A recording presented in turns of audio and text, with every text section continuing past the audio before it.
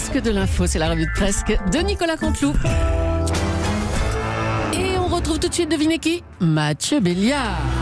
Et oui, ma chère Julie, bienvenue sur Europe 1. L'info du jour, c'est bien sûr l'épidémie de Covid qui continue. Et tiens, à ce sujet, oui, allez. ma chère Julie, avant de passer à l'actu proprement dite, une nouvelle étonnante. Des chercheurs de Caroline du Nord. Oui, parce que je lis l'info internationale, j'ai que ça à foutre. On découvert à 2h15 du matin que 2 variétés de raisins utilisés pour faire du vin avaient des composants chimiques qui empêcheraient le coronavirus de se fixer aux cellules humaines. Ça, c'est une véritable info. Oui, c'est intéressant, Mathieu, de bosser à 2h15 du matin. Non, là, Mathieu tient une information importante. C'est vrai que le pinard, donc apparemment, d'après ce que vous dites, peut empêcher d'attraper le coronavirus. Alors, donc, la conclusion, c'est qu'il faut ouvrir les bars au plus vite. Ça me semble être une mesure de santé publique urgente. Et non, mais qu'est-ce qu'on s'embête à essayer d'injecter un vaccin dans les veines alors que le vin, par le biais d'un verre, tout simplement, porté à des lèvres, on connaît, c'est naturel, c'est sain. Il n'y a même pas besoin de mettre du Beaujolais dans une seringue. Voilà, excusez-moi. Oui, j'ai le droit de me soigner en direct, quand même. Non, mais on plaisante pas avec la santé. En plus, je suis un public à risque.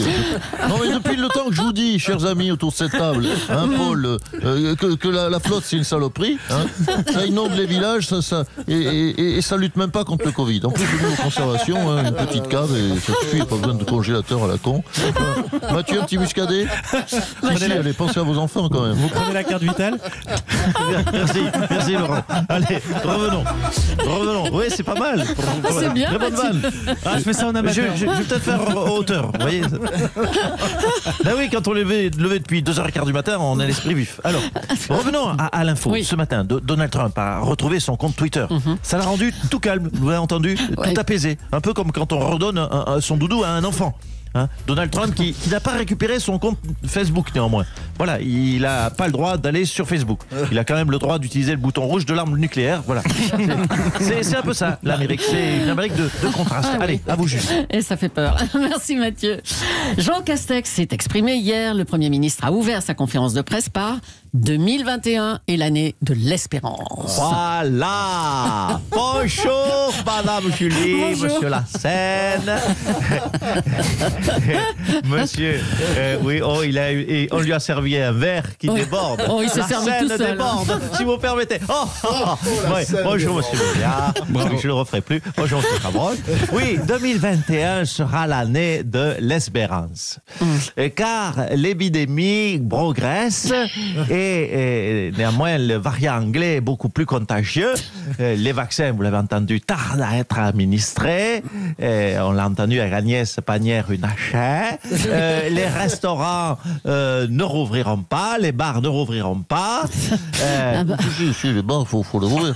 Les bars, c'est espoir, la guérison.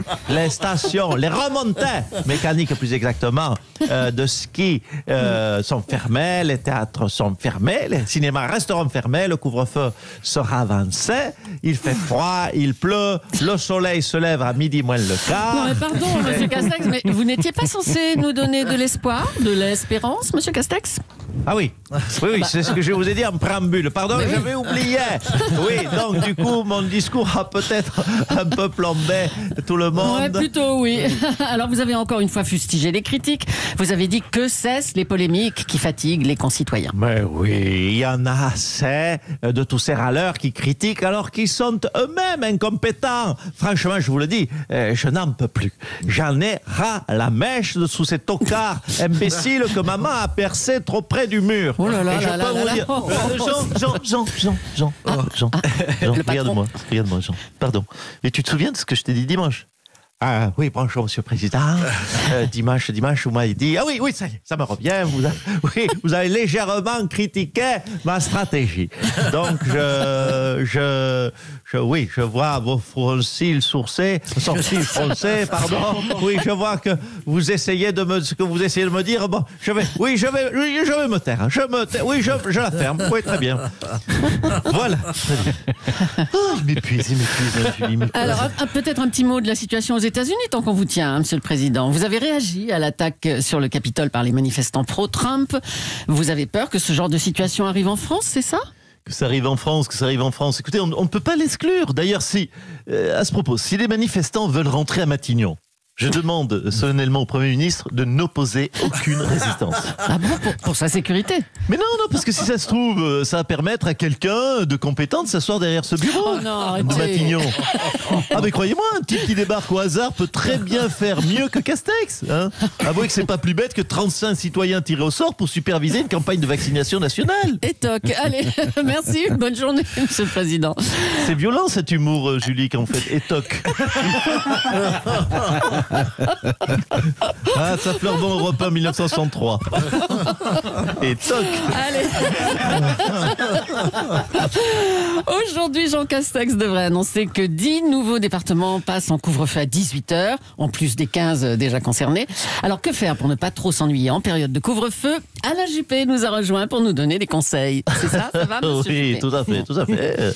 Bonjour, Madame Julie. Oui, je peux vous donner quelques conseils pour ne pas s'ennuyer, car vous savez, je suis chiantologue.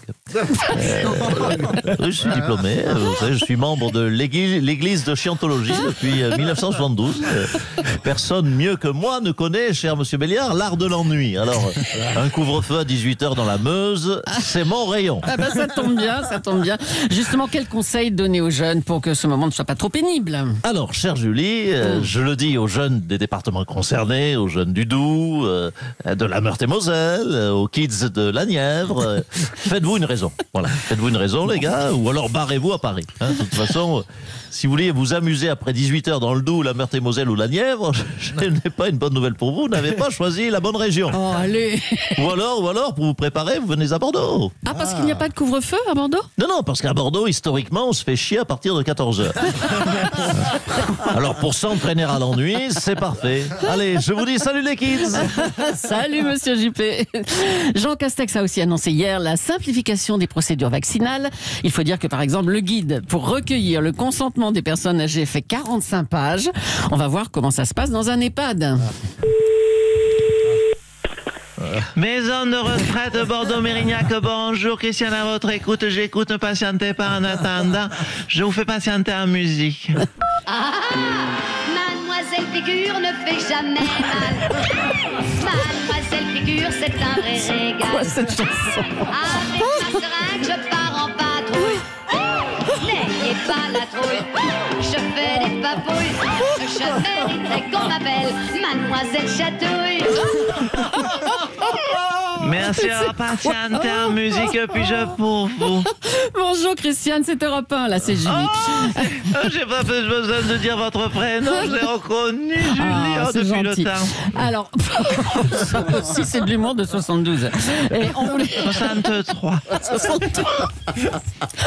On voulait savoir comment se passait la vaccination chez vous. Il y a vraiment un guide de 45 pages. Oh, 45 pages. Je vous cache pas que ça fait des histoires. Hein. Oh, si vous saviez, l'autre jour, attendez, qu'est-ce qu'il y a? Un instant. Qu'est-ce qu'il y a, monsieur? Non, attendez, il y a monsieur Balladur, vous savez que c'est un des plus vieux maintenant. Ah oui, depuis que monsieur Giscard d'Estaing nous a quittés, on fait à son âme. Non, attendez un instant. Oui, monsieur Balladur. Non, vous ne... Ah, d'accord. Comment ça? Vous en sortez pas avec votre formulaire? Comment ça? Et ben voilà, ça y est, ça c'est toute la sécu, ça. Il vous donne un numéro, ça rentre même pas dans les cases. Non, mais qu'est-ce que vous avez fichu dans les cases? Ça déborde. Attendez. Exercez-vous une activité professionnelle? Ça dépend. Mais évidemment, vous demandez de répondre oui ou par non. Alors, ça dépend, ça dépasse. Évidemment, ça dépasse. C'est ce que je vous dis depuis 1 heure, allons. Et ça, c'est quoi? Édouard épouse X. Attendez, mais non, mais... Mais vous avez fait des ratures partout. Vous avez tout salopé ma feuille, sac à merde. Mais qu'est-ce qu'il me dit, le Mongolien, là? Tiens! Oh, mais elle a voulu me péter le pied, la salope. Vous voyez, Mme Julie, les soucis que ça nous pose, cette administration.